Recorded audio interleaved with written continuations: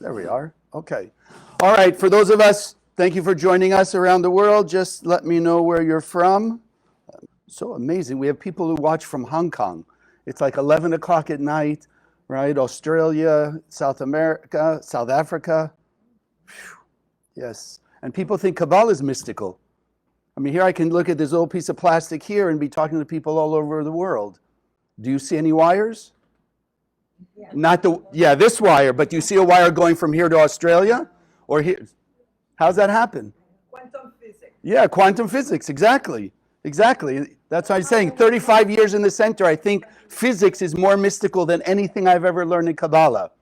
And if you really start to think about it, which we'll talk probably a little bit today, it's, in a way, it's the physical advancements in technology, I think in some ways actually make it harder to believe Kabbalah. Even though that seems like a paradox. Because, we have a book called Nano. I've just been rereading it from my teacher, Rav Berg, and he was always following all the latest advances in science, because science ultimately has to prove Kabbalah. If Kabbalah really is, the Zohar is the blueprint of the universe, then every form of science, medicine, psychology, whatever, every religion on earth has to boil down to the essence of the teachings of the Zohar. And yet, as we'll talk, I think we'll mention it a little today, because we take so for granted the things that we're experiencing in the 21st century, that it makes the believing, and I'll also share with you from the Zohar why that is, harder to believe some of these, what they used to call mystical teachings. But technology is technology, and that's what we're here to learn. So now we have a few more people with us. So let's do as we always do. For those of you online, here, let me put it here. We're going to say our affirmation together, because we know, as we're about to say, consciousness is everything. And therefore, we want to keep ingraining and reminding ourselves. Nothing new. Kabbalah doesn't teach you anything new, because we learned everything before we came into the physical world. So we're here just to remind ourselves, sort of reawaken what we already know in our heart and soul that hasn't quite got from our head now to our heart and soul. So we want to reawaken it. So we'll say it together. Consciousness is everything. I raise my consciousness today to see the miracles and wonders of life. I commit myself to behave with greater love, compassion, and kindness towards all human beings. So let's get to the rub today. I was debating which, some of you know I'm a Libra, so sometimes I have a little difficulty picking which story or which thing to say. So I figured the one that I haven't said in a while. So years back, I heard that there were studies being done on fleas. You know fleas? So they put a whole bunch of fleas in a jar, and they put a lid on the top of the jar. So the fleas, of course, trying to flee the jar, they kept hitting the lid. And so they learned after a while that they couldn't get past that. So then what did the researchers do? They took the lid off the jar. And what happened? The fleas would still only go as high as the top of the jar. Even though there was no more a lid there was no longer any limitation, they wouldn't go past that. Why? Because they had been essentially trained and indoctrinated into their limitations. The other thing that's one of my favorites, I must have read years back. Imagine what the year 1896, what was going on in the world, what we had as far as technology and machinery or whatever. The head of the United States Patent Office stood in front of Congress and said they should close the patent office because everything that could be invented had been invented. Wow. Imagine, a person of great foresight and imagination must have been. So, how does that relate with us? Because we all have allowed ourselves to be indoctrinated by this thing we call the opponent, that inner parasite that's in our head, the adversary, that's there to create limitation. And so I wanted to throw some things out for you. Some of the limitations you might be holding on to. And the paradox is, or the difficulty is, that they will appear to be real, quote unquote real, meaning you can see them in the 1%. We can say about certain things, So we don't see them as limitations, but today I want to wake up the fact that they are limitations. So here's the first one. Can't get a good job because of your education, or because of your background, or because of your sex, or because of your age.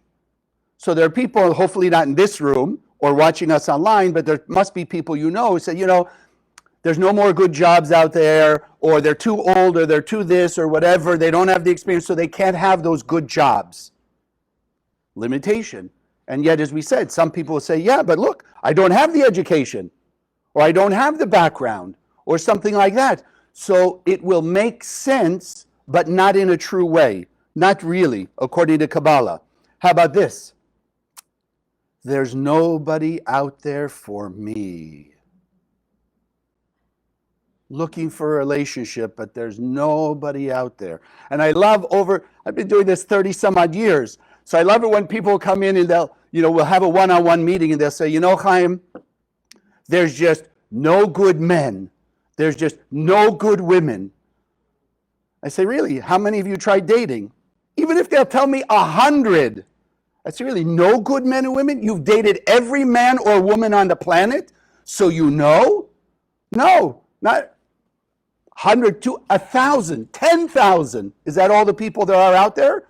So how do you know? How many do you want? If you're really looking for one good relationship, you only need one. So let's just make it easy. 1 out of 3.5 billion people. It's got to be out there. All you got to do is, as we'd say, have the right consciousness, do the right things. It's got to happen, right? Or here's the other side. All the good ones are taken.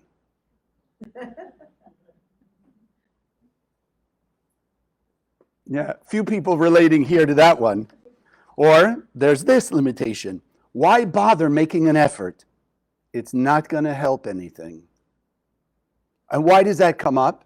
Let's think about it for ourselves. Why would you and I or somebody say that? Why bother making an effort? It's not going to help. Would be like the relationship. Oh, I've tried. I tried in this way. I tried in school. I tried with friends. I tried with business. I tried different things. And again, maybe 5 times, 10 times, and that's it. So why bother? I've tried making an effort. It's not going to work. Never has worked. So this one reminds me, and maybe you know the story, Thomas Edison. You all know Thomas Edison? The light bulb? I don't care what he did in the laboratory. I just want the light bulb, right? But if you understand the story, he tested 10,000 different materials till he found tungsten to make a light bulb. Would you try something 10,000 times before you even thought to say it's impossible? Obviously, let's say he did 5,000. Imagine 5,000 different experiments and all the stuff that went on within those experiments that didn't work. Don't you think he could have said, and I'm sure his adversary, his opponent in his head was telling him, there's nothing out there. It's just never going to happen. It's impossible. But something in him, like many of us, had the vision. I don't know if that's his story, but I know stories like that of great inventors. They have a vision of something. They hear the great musicians. They hear music in their head, and then it comes down to just making it happen physically. So he had the vision. He just wasn't going to give up until he found the right way to make it happen. You and I, 5 times, 3 times, 8 times, 20 times. What does it take for us to give up? How many times do we have to be like those fleas, hit the roof, hit the roof, hit the roof, hit the lid, and then say, well, that's it. This is all I can have. This is all that there is for me. Or here we're getting into the ones that I think more pertinent for what the center's doing. That's impossible. Somebody comes along and says, oh, peace on earth, the Kabbalah Center. We have one mission. The goal of the Kabbalah Center is one simple thing. Remove pain, suffering, and death from the world.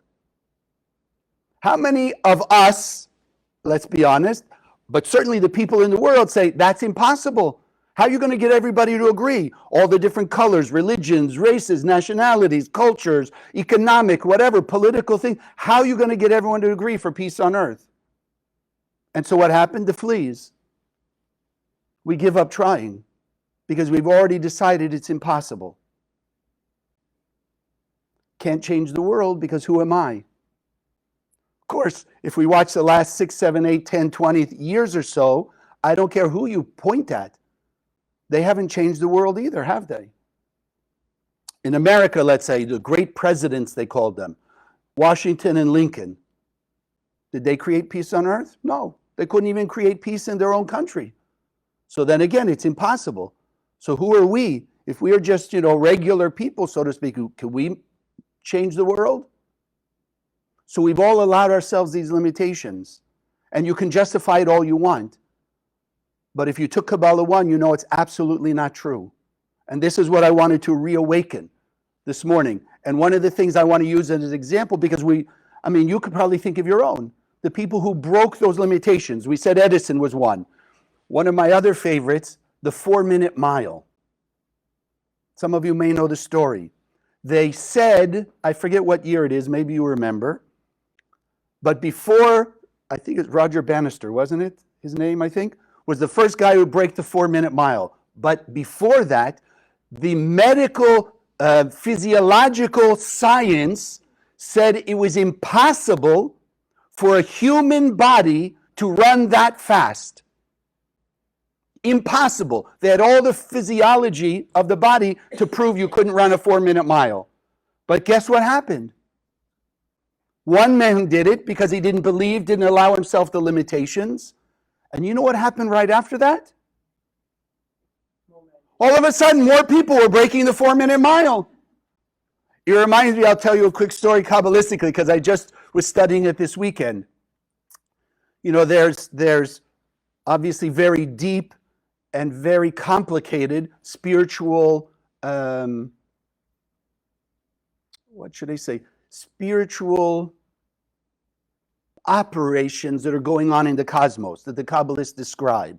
So in trying to break their limitations to uncover and bring to us the ways and means that the universe works so we can all benefit from it, it says one particular story about one of the great Kabbalists in the 15th century, Rabbi Isaac Luria. He would work and work and work till he's studying a book and he's trying to break through the limitations of what he was reading in the book to find some new secret of wisdom. He would sweat, he would fast for a week at a time and sweat trying to dig into that one verse to see the spiritual lesson behind it, the true thing that had yet to be uncovered. He found it. In the same week, or the week after that, one of his students would come and he'd ask the student, what about this verse? What do you know about this? And the student would come up with the answer that the Ari, Rabbi Isaac Luria, had worked for weeks and weeks in sweat and fast and everything else. He said, why? How did that happen? Because as we learn, there's only one soul. There is only one true, interconnected spiritual mind. So when one person made that breakthrough, like Roger Bannister in a simple physical level, it allowed other people who were open-minded, in this case open-hearted, to also receive the same thing. Think about, even simple, how'd they cross, 200 years ago from the East Coast, New York area, this East Coast, right, to the West Coast, California? How'd they do that 200 years ago? Yeah, you can speak, that's okay. I don't mind if they hear you. Yeah, horse and buggy. But were there paved roads? No, they had to go through the hills, over the dirt, and this and this. Now we have paved roads. What does it mean? What am I getting at? So on a paved road, it's easy. It's simple. You can just drive. You don't have to go through the hardships that those people went through, and the horse and buggy, and the carriages, and everything else, and whatever, all the weather things, etc. So we're constantly creating new pathways. I have to take that back. They're not new. They're just uncovered. Because as you and I learn from Kabbalah 1 forward, in the endless world, the world before the Big Bang, we were given, first we were created by the Creator as a container. That's it. You ever had leftovers at home? So you take them out of their original package because there's only a few left. What do? You find a container And then what do? Then you take whatever the leftover is, you put it in the container and you put it in the refrigerator. So not to make it so mundane like that, but for us to understand, the Creator created one container. We call it the one infinite soul in the endless world. That one infinite soul was then filled with the infinite light of the Creator. So you and I and every person on earth is simply a piece of that container that even though we look fragmented, we are still interconnected, and we are all filled 100% with the infinite light of the Creator. So what power do we have? We have it all. Everything that we say, you read in simple terms the Bible. God created the heavens and earth and the stars and all this, that, and the other thing. We have that same power. This is where, as I mentioned in the beginning, cell phone. You know how old a cell phone is, technically? 14.5 billion years old. Really? 14.5 billion years? I thought maybe, whatever, the 40s maybe they were talking about it, 50s, can't be more than 100 years. No. With the Big Bang, which we learn the cause behind the Big Bang in Kabbalah 1, with the Big Bang, every law of science and every raw material that makes this cell phone came into existence. The only thing that took us 14.5 billion years to do was uncover the laws of science. They call it discover, like it's something new. No, you uncover. If I lift, they can't see it here, but if I lift this tablecloth, did I create the table that came underneath? No, I'm just uncovering it. It's always been there. We just don't see it because of the tablecloth. So the scientists didn't see the laws of science that make the cell phone for billions of years. But once they uncovered what was already there, then suddenly they made a cell phone. Now you take the cell phone back 200 years, 300 years, and you show your great-great-great-grandparents. Imagine a voice coming out of this that sounds like somebody from another country. What do you think they're probably going to do? Number one, be shocked, and depending on where you happen to be at the moment, maybe burn you as a witch, right? Or a warlock. Strange voices and this, that, and the other thing. Why? Because they couldn't wrap their head around it. And that's why I think, as I was saying, the fact we have these sometimes makes it more difficult to grasp that we are one soul, that we have the unlimited, infinite light of the Creator inside of us. So the only limitations we have are those that we allow ourselves, like the flea. Or better, we listen to the, and please forgive me, I mean it respectfully, but we listen to the 1% scientists. 1% for those of you new, meaning the physical world. The scientists told us before Roger Bannister, this physical body couldn't run a 4-minute mile. Then he did it. Right? The 1% scientists told us anything that's heavier than air can't rise. And yet we've all been in an airplane. I don't know an airplane that's lighter than air. So how did they do that? Because somebody had the vision, and then they worked until they could uncover the laws, as we might call them, aerodynamics, to find a way to make that airplane rise up and fly in the air. So if I tell you thousands of years ago, the great Kabbalists could also, and many of the great sages that you might have read about, could also levitate and fly around. Okay, we all fly in an airplane, we say, oh, okay, I get the airplane, right? Or a hot air balloon, I get that. But flying around like Superman? No, it's a Bible story. Who believes Bible stories anymore? You understand? That's where we've allowed ourselves to be limited by modern technology. They didn't need an airplane to travel from one place to another. The story, if you know Abraham the patriarch, he teleported himself. Do you believe it? Moses split, not the Red Sea. Some of you who've been taking classes, you know this. But those of you who are new, he didn't split the Red Sea. That's what the Bible says. Oh, it split the Red Sea. He split water. Water itself. The Pacific Ocean, the Atlantic Ocean, the Great Lakes, every lake, river, ocean, whatever it was, split when Moses used the technology that was in existence from the Big Bang and set in water. There was a condition in the creation of water that using these, what we call the 72 names that we do a meditation with every week, the proper use of those 72 names of God would split water. Yeah, I can already hear it. I hear your adversary, that voice, no, come on. Like this? So this is what I used to teach. You ever seen an ice cube? Anyone ever see the ice cube block of ice? Yes or yes? Yes or yes? Got to make sure you're awake. Okay. Yes. So you ever crack it? You ever take a hammer or you take an ice pick or something like that? What did you just do? You split water. But do you think of it that way? No, I broke the ice. Right? I cut up. Well, what's ice made of? Water. So you split water. So why could it not be? And this is very limited, but at least maybe it'll put us in that thought process. Maybe Moses, by using the 72 names, was able to freeze water, and then he was able to split it. So they could walk through what we call the Red Sea. And here's the other part, though. Because let's say it's water, and like some people want to tell you, well, it's just a low tide. The wind came and it was low tide. But if you walk in a riverbed, let's say, the water just disappeared, what are you walking in? Mud. There's mud at the bottom of the ocean, yes? Mud at the bottom of the lake. No, even the Bible says, if you read it, when the water split, they walked on dry ground. So even without going past the surface story of the Bible, to get into all the Kabbalistic wisdom, you got a question to ask. If he split water, or it was just happened to be that the wind blew and it was low tide, how did they walk on dry ground?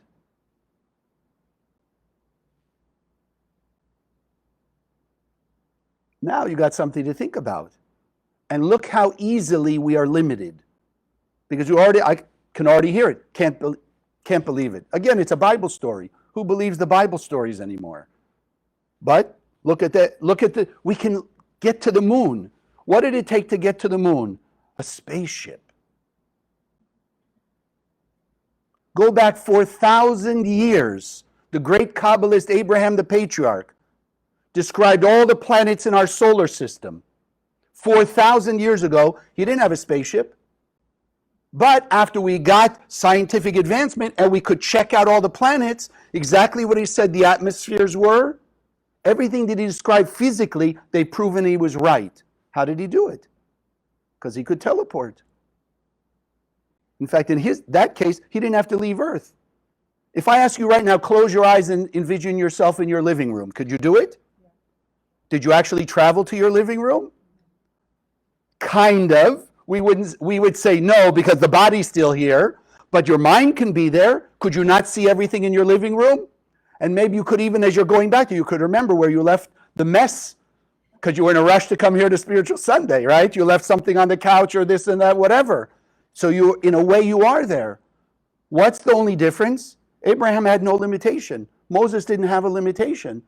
So what we could envision, we can imagine, we can start to touch on, they were already capable to do. So we got to keep remembering the Creator filled us with the infinite power of creation. That's why we call it Creator. Whatever name you'll give that thing or that essence, still the Creator means it has power of creation. How many of you accept the law of cause and effect? Action, reaction, similarity of form, law of attraction, all the different names they've given it, yes? Then whether you realize it or not, you and I and every human being on earth have created our life as we have experienced it. We created it. Nobody else did. We did. By every choice we ever made, every action we ever did. We did. Now you could tell me, yeah, but Chaim, you don't know what they said. So I had to scream at them because of what they said. Did you? You're allowing them to have your free will? That's also your choice. You chose to give them the remote control to your life. So they made you say what you say. They made you do what you said you did, right? Under their influence, but you gave them the power of influence. You and I are sitting here because of every choice we've ever made. Anything that's going on in your life, the good and the not so good, you and I created with every choice. Tough. If we've had traumatic experiences, it's tough to say, I created. Now, let me just clear that up for those of you who are newer. I'm not saying that you or I made that other person do or say what they did or said. But what came from that as a result in our life was our choice and therefore our action. We chose, give them the power, they screamed at me, I have to scream back. I have no choice, I have to scream back. That was my choice. They had the choice to scream at me or not, I had the choice to scream back or not, or how to respond. But my response creates my life. Their response creates their life. The problem is we all influence each other because remember, there's only one soul. We're all on the spiritual internet and you cannot disconnect from it. So everything that everybody does on earth is affecting every other person. What you and I are learning here in the center is how to use these tools, this technology, to put so much light, let it be revealed and extended out of our soul that we're influencing other people to do the same. Wake up the light inside them. And then use their unlimited power not to manipulate and harm other people, the opposite. To let their light out and have all the good that was already set inside them. Like we said, the cell phone's been waiting for us 14.5 billion years. Your good, my good, our infinite bliss, whatever name you'll give it, nirvana, heaven on earth, the Garden of Eden, it's already waiting, it's here. It's just covered up. What's it covered up by? Our limited thoughts. Our anger, fear, jealousy, greed, ego, insecurity, jealousy, guilt, shame, resentment. That's what covers up our good. Nobody has our good but us. Somebody stole from somebody else, didn't take your good, didn't take their good. Because the good is the metaphysical light that stays with us. Now, the person could create the limitation and say they stole whatever, the stereo, the car, and this and that. But like the choice we make, then they have decided and created that their car is gone, that the stereo is gone. But we learn here, if you hold on to the energy of the light, it'll just show up again as another stereo, as another car, as another something. Because the physical is not the cause. The physical is a manifestation of the spiritual light forms that we create. So if you hold on to that light form, if you didn't get caught up in the physicality of your stereo, then they can't steal your stereo. Because the stereo is not the physical thing that makes the music or plays your records. The real stereo, Kabbalistically, is the joy and happiness you have from listening to the music. That awakens something nice inside you, that good feeling, that good memory. Steal the stereo, did you lose your memory? Steal the stereo, can you not think of the music in your own head? Those are ways we can grasp these teachings. But now we have to unlimit ourselves. We have to start accepting we have that power. So here comes the tough part. You ready for this? I'm not sure you're not saying yes. You still look like I got, like the brain is going here. Oh, so like we said with Roger Bannister or any of these people, once somebody does it, we can all do it. So when Moses split the Red Sea or any of the great sages that you may have in your background, when they did whatever miracles they did, that is an example of what we can also achieve. But like we just said with the stereo, it doesn't mean if somebody could go out and literally, take your pen and turn it into solid gold. Doesn't mean we can't do it. Technically, yes, we have the capability, but that may not be what we really need. You know the story, what was the story? King Midas. Remember this story, King Midas who could turn everything to gold? What was the trouble in the end? He couldn't eat because when he touched his food, or he touched the fork to touch the food, everything was gold. Can't eat gold. So there's a limitation even to that. Because I know someone say, well, I'd love to be able to turn everything to gold. Think of all the money we'd have. It's not the money you want. I'll just tell you quickly, one of the things I often do in Kabbalah 1, or used to do, if you had $50 million cash, would you be happy? Happier? Uh-oh. More comfortable. Yeah, it seems like that, right? But what if you had to have your $50 million cash, live on a deserted island all by yourself in the middle of the ocean for the rest of your life, you and your $50 million cash? Now are you happy? No. Yes. One crazy person. Okay, right? But why not the rest of us? Why wouldn't you be happy? You don't need the 15 million. Because you can't do anything with it. You're on a deserted island by yourself. What good is money? That's the point. So it's not the money we want. It's the joy and the happiness or the security of a house, a home, whatever it may be. There's nothing we want physically. It's only what we want spiritually, that once we reveal that energy, the physicality will show up. The right job, the right person, the right things, etc. Like I've often said, when the end of pain, suffering, and death happens, and we're all revealing 100% of our light, I don't care if you got a 25-room mansion and I'm living in a 3-bedroom apartment. Because if I'm completely blissed out in my 3-bedroom apartment, I can't be more blissed out than completely. So I'm not going to look at your 25-room mansion. If that's what you get blissed out in, fine.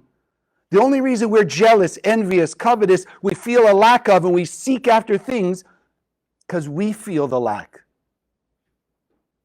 If you didn't feel a lack, you wouldn't care about the other people, what money they have, who they're going out with, what parties they go to, what jobs they have. You wouldn't care. If you're blissed out, you ever been, however you want to take it, have you ever been completely full? You just ate and ate and ate and ate because the food was so good, and you were full, even there's no room for Jell-O. If you're smiling, you got to be, I think, over 40.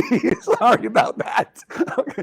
You know what I say? But when you're full, do you really look at what everybody else is eating? You're full. You're so satiated. You don't care what they're eating because you're complete. It's the same way. When we're complete with the light, we don't care what everybody, not in an insensitive way, but you're saying you're not going to look like jealousy or envy, why they have that and theirs looks nicer than mine. Doesn't matter. I'm blissed out. Now, here's the key, and this is the hard part. How are we going to get there? So I want to offer you at least a tool and a way to think about it. The ultimate key to break all your limitations: get out of your ego. Do actions of sharing. Think of the other person first before yourself. They call it love your neighbor as yourself. But unfortunately, that's been so overused and thrown out there that I don't think people really, really grasp what it means. But if we think about it as this book Nano, and it's in my head because I just reread it, the Rav called it Enlightened Greed. Because there's unenlightened greed, which is the one we always think of, and then there's enlightened greed. I want my piece of heaven on earth. I want all my light to be revealed. The only way that happens is if I'm shining my light into the darkness. So when somebody says something I don't like, and I used to maybe get a little upset, annoyed, scream, yell, frustrated, impatient, no. If I want all my blessing, I have to extend light towards that person unconditionally, because I want all my blessings. So it's not morals, it's not ethics, it's not, bless you, it's not altruism. See, it's true. It's not altruism. It's spiritual survival. I want to be in the light all the time, protected from all the darkness and the chaos. I've got to extend light all the time. Start taking out of your consciousness. And it's not easy. You're not going to go from wherever you are to 100 overnight, but at least make progress. Another step, another step. In fact, when we do our meditation today, maybe think of somebody that right now, today, is bothering you. Something's still bothering you. Maybe it just happened, maybe it happened this week, could be 30 years ago, but it's still bothering you inside. Wake up. Some light that you can extend to that person so that your darkness disappears. Even today, again, 21st century science, if people hold negative emotions, they depress their immune system, easy to get sick. But the opponent, that adversary in their head, is going to justify. You have no idea what terrible thing they did to me 30 years ago. 30 years, I'm still holding on to resentment. So who's the fool? The person holding on to the resentment for 30 years? Yeah. Because the other person could be gone for 30 years. And they're still holding the resentment and the negativity. And whether it's physically reducing their immune system or spiritually reducing their spiritual immune system. So chaos, discord, stress, anxiety, all these limitations come into their mind and therefore limit their life. We got to start waking up and change. And here's how we start. Go back to what we we're saying. Why do you want the job? Remember in the beginning, oh, I wanted that, bless you. See, here we're going, all kinds of truth coming, right? Did I want it to show off? Did I want it to think I was a good person? Did I want it for myself? I want a good job so I make a lot of money, so I can buy a house, so I can do this, that, and the other thing. For me, then it's only going to cause chaos, discord in some way or another. Why do you want the relationship? Oh, I want someone to love me. I want someone to take care of me. I want someone to go with me wherever I want to go, when I want to go, how I want to go. Discord. It's not going to last. It's not going to last, right? If it's about how I feel, oh, I got to walk around, show all my friends who I'm dating. Oh, look at this person. Ooh, la la. Uh-oh. Let's go on to the next quickly. Why? Here's the other part. Why do you want to hold on to the limitations of your victimization or your resentment? Why? Got to ask that question. And don't say, oh, no, it's because of what they did. Because somehow, somewhere inside of us, it's easier not to take responsibility for what I need to do. I'm just a victim. What could I do? They did it to me. They're the one creating my limitations. Woe is me. But we've been learning from Kabbalah 1 forward. I have the power, the infinite power of the Creator inside me. There's no limitation to that. There's no obstacle I cannot overcome. There's no form of darkness I cannot transform into light. There's no chaos I can't turn into order. There's no curse I can't turn into blessing. The only thing is, am I willing to do the work? You can't do the work for me. I can't do it for you. We can share. We can support. We can be there for each other, but I can't do for you. You can't do for me. My teachers, 35 years I've been in the center. My teachers couldn't do it for me. As much as even though I knew here in my head they couldn't, there was a part of me that kept saying, please, why not? Why not? Let me just hold the coattails and kind of follow along like that. I tried. I'll tell you honestly, I'm not perfect yet, getting there, but I tried those things. Doesn't work. Doesn't work. I have to do mine, you have to do yours. Whether you call it karma, whether you call it whatever, we call it tikkun, right? We have to pay our own debts. We have to pay back our own mistakes. That's the difficulty. But once you're willing to do that, and once you can have that vision of what's really out there for you, what's been waiting, and we all have it. I guarantee you, if you take 2 seconds before you, I don't know how we could do it, but just before you fall asleep in sort of that twilight state, before you're actually out, and when you're not connected to all the 1% stuff, the hurt and the anger, what happened, and the mistakes you made, and the guilt and the shame, but in that middle space, if you listen to yourself, sometimes we have it when think we're awake. We have that vision, what I could be, what I want to be, what I'd like to have, what I know I'm supposed to have, what I feel I'm capable of. And then come the limitations.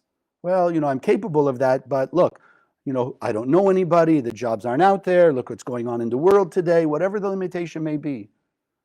But in our heart and soul, we know what the Creator implanted in there. We know what we're supposed to have. Our job is just to keep expressing it. We don't need anyone or anything else around us. And again, I don't mean insensitively or ignoring, but to make our lives better. Emanate your light, the universe will bring it back to you. That's the partnership we have with the Creator. So if you really start today, and this is what I'd like to leave us with, and then we'll do our meditation. Make the turnaround today. Remind yourself you're pure and perfect beings of light. And I did bring some, if you'd like to, and then you could just have them for whatever you'd like to donate. Just help us in our process. But it's a reminder, I put one on my mirror. I'm a pure and perfect being of light. So I brought some today. It was made years back by one of the students when she heard me say this. And so she does decals, like on boats, like you see the names in this and this. So she kept hearing this, I'm a pure and perfect being of light. So she started making these for us. So, it's on her merit that we have them. Anyway, Remind yourself that you're a pure and perfect being of light. You have the power of creation inside you.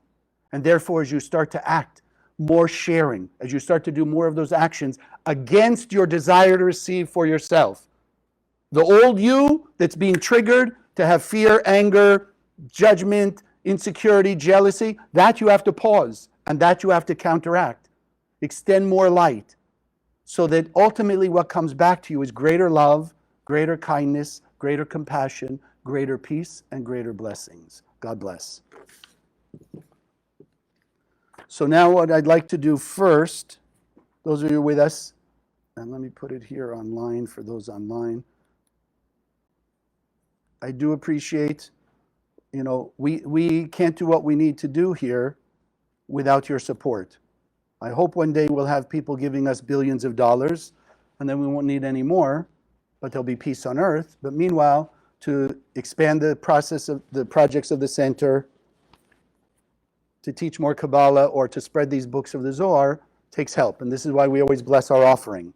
So whatever you can donate, whatever your heart opens you up to share, those of you following us online, I just put the link. Oh, I did. Yes. Let's make sure I did. Yes. Okay. So let's just hold your offering if you're here physically, if you're watching us online. Just envision. We want to inject our light, our love, our blessing into this offering. That because we are one soul, as we're extending this light from our heart and our soul out into the world, through the projects of the center to reach every person on earth, knowing the material of the soul is the same and the same technology, that your love and your blessing that you're injecting into this offering goes out to touch the heart and soul of every person, activating the power of the Creator inside them.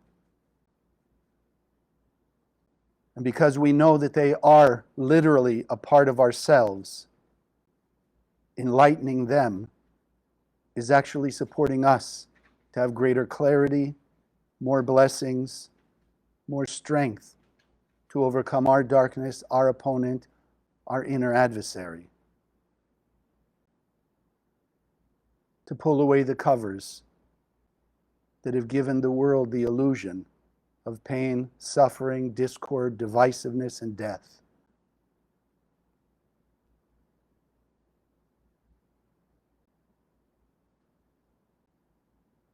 That we inject this true light of love, the ultimate light of the Creator, which is immortal power, to remove the final layer of the covering called death,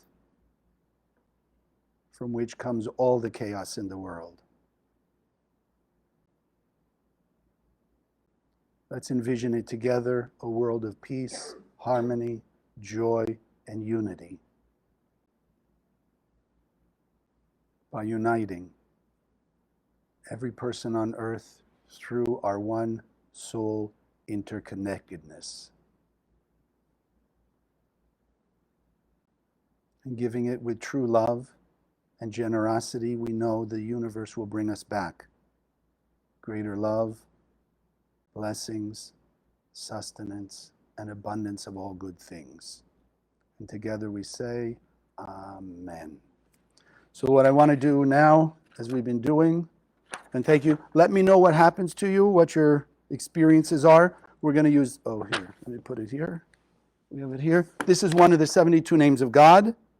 You see it on these charts. You see that's all 72. For those unfamiliar, what you see in front of you, and it's interesting, again in the book Nano, the Rav was saying something very interesting. We always talk about the Aramaic letters as conduits from the upper world, the endless world, into this world. So the Rav was writing, even as a book, you read a book. You ever been inspired by a book or enlightened in some new wisdom or knowledge? What do they really, so the Rav writes like this, so simple. 35 years, I didn't even think of it like this. So you put a piece of paper and you just, paint some ink on that piece of paper in the form of a letter, whatever book that you read that gave you inspiration or some knowledge. It's the shape, if you will, of the ink on that paper that you drew some wisdom, some energy, some something from that gave you that new revelation or wisdom. So the Rav was just saying these things. In fact, in the book Nano, he started calling them nano robots because they will go directly to our soul. It doesn't matter if you understand them, know the names of them. It's here, Mem, Yud, Chaf, but you don't have to know. Eyes are the window to the soul. So by just letting the energy flow out of these shapes, and that's why I'm holding it here so you'll see it and you'll kind of impress them in your mind, in your mind's eye, you're allowing the light to channel from the endless world through these nano robots to your soul and awaken more of the light that's already there. We're not missing light, we're just missing the revelation of the light. Okay? Mem Yud Chaf, to reveal reality. Reveal reality. That's the power of this awakening. Okay? So if I can ask you, if you can sit comfortably in your chair, feet flat on the floor, hands on your lap. Just taking a few deep breaths. Breathing in through the nose, hold the breath for a moment, exhale through the mouth.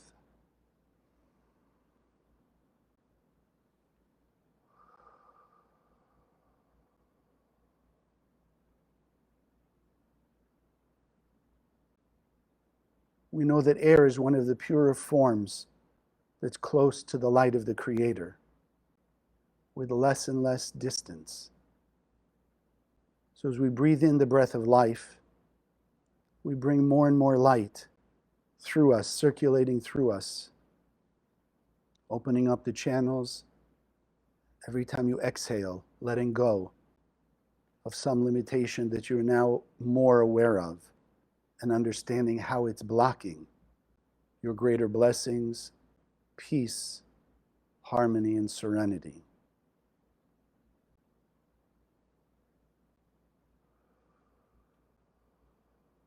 Just allow yourself to relax into the chair.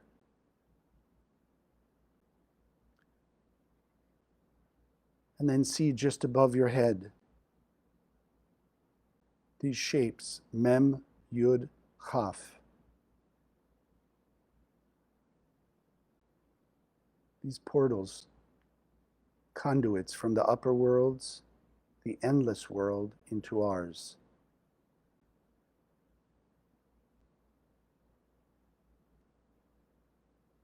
And now as you see them above your head, see them shining bright light, that pure light of the Creator, that pure light of unconditional love.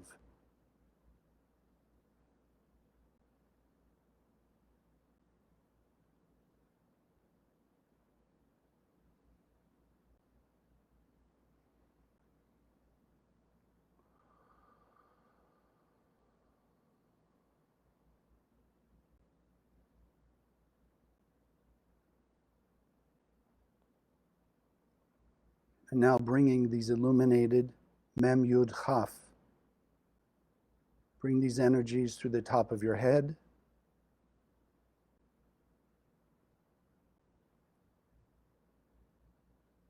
allowing the light to transform whatever darkness, thoughts of limitation,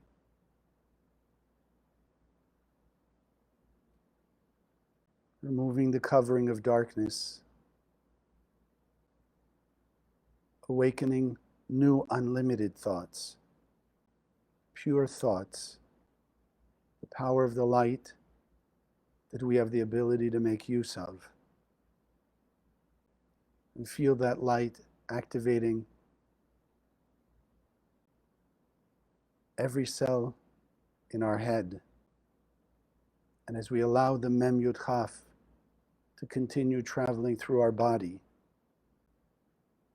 removing the limitations, removing the dark clouds, allowing the pure light of our soul to be infused into every cell of our body, regenerating and rejuvenating each cell.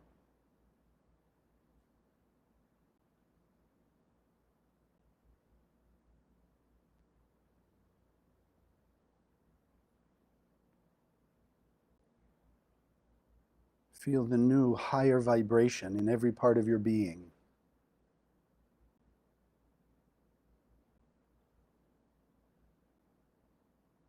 That greater light activating joy, happiness, love, peace, serenity.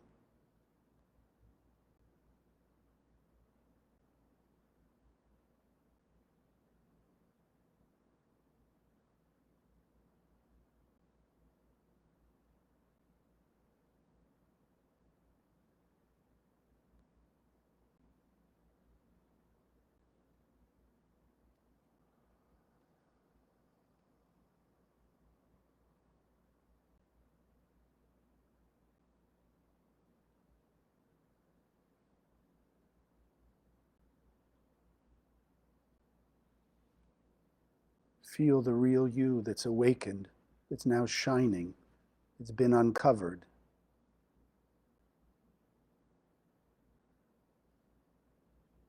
More of the you as the Creator sees you.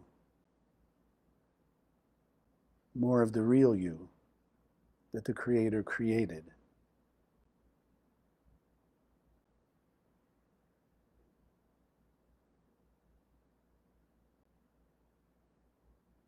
Mem Yud Chaf.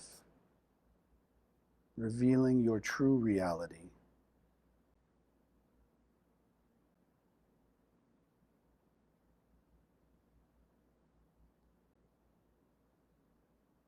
As a pure being of light, see yourself now extending that light from your heart and your soul, through your family and friends,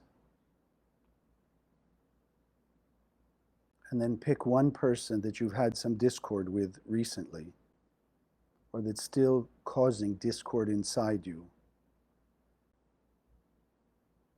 And allow a beam of that light, pure light, unconditional love, to extend from you directly to their heart and soul.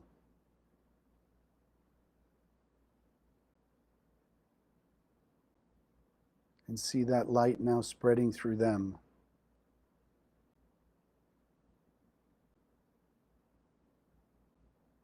That as you see their darkness disappearing, realize that your darkness, hurt, resentment, whatever it may have been, is also disappearing simultaneously.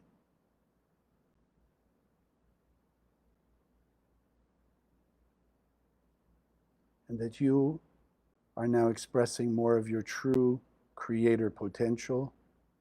See them doing that same transformation.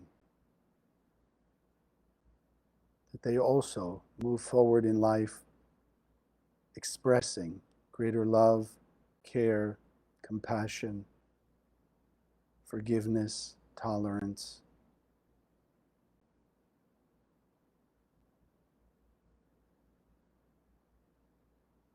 And then let that beam of light extend out of them to every person on earth,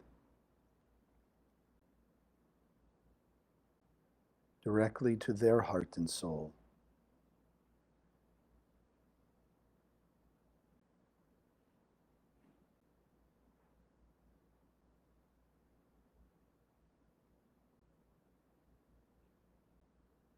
See the light transforming them, the whole world, from darkness to light, chaos to order.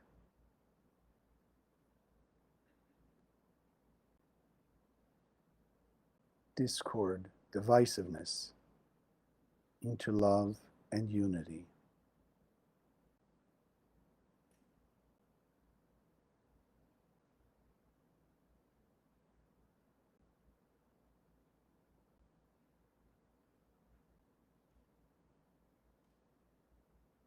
See the world at peace. Envision the world as it was created to be. Truly heaven on earth, Garden of Eden.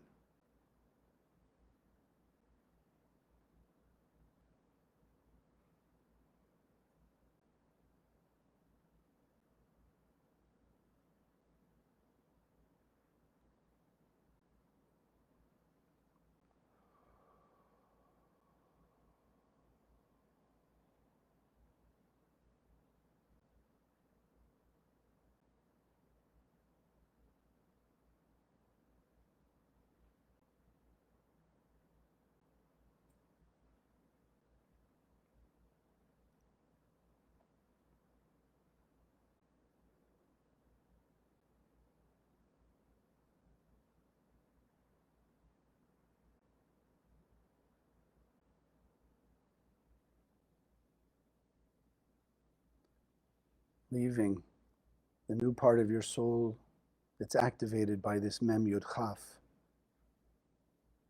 Leave it open. Leave the energy of the Mem Yud Chaf there to keep it open and growing.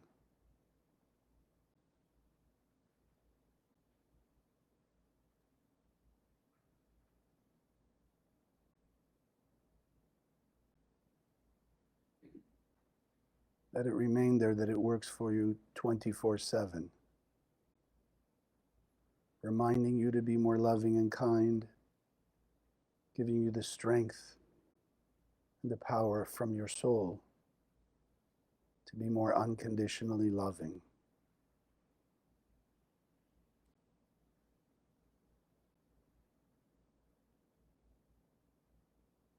And let's anchor it into our heart, our soul, and our consciousness. Taking one more deep breath. Let it solidified inside of us.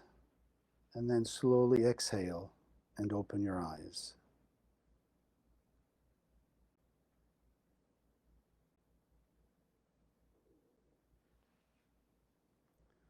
So those of you online, thank you for joining us. Have a great week. Look forward to seeing you next week. Also remember, send me your questions, whatever your miracles, whatever your experiences are, whatever transformations you've had. Have a great week. Those of you here, thank you for joining us today. Thank you for joining us. If you liked what you saw, subscribe to this channel that you'll be notified when we post new videos.